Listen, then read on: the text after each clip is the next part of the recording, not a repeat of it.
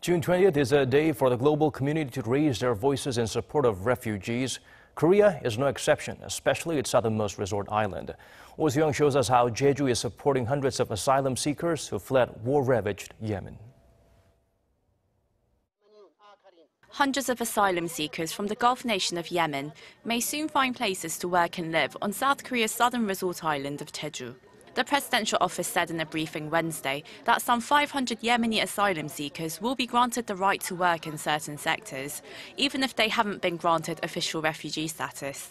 Jeju's provisional authorities have already held job fairs and allowed 300 to look for work on the island. Before decisions are made on their humanitarian rights to stay, we have granted them employment permits through the immigration law, which is separate from the Refugee Act.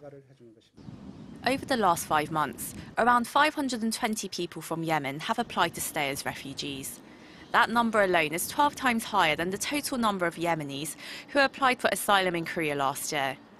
Most of the Yemeni asylum seekers are believed to have crossed over from Malaysia earlier this year, as Jeju Island offers up to 30 days visa-free travel for most foreigners. In 2013, South Korea became the first Asian country to enforce a standalone law on protecting refugees. Under the law, those who apply for refugee status can register for basic living expenses, up to $400 a month, before they're granted refugee status and the right to work. Addressing the fierce opposition from some locals and civic groups over accepting such an influx of Yemenis, the presidential office said Wednesday that it will tighten security to prevent possible crimes or clashes, while providing the asylum seekers with food, medical checkups and other means of assistance. In case of economic difficulties, Jeju City is considering a certain amount of financial support for basic living expenses.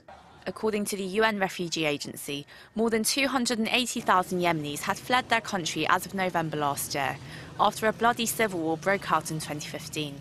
Soo-young, Arirang News.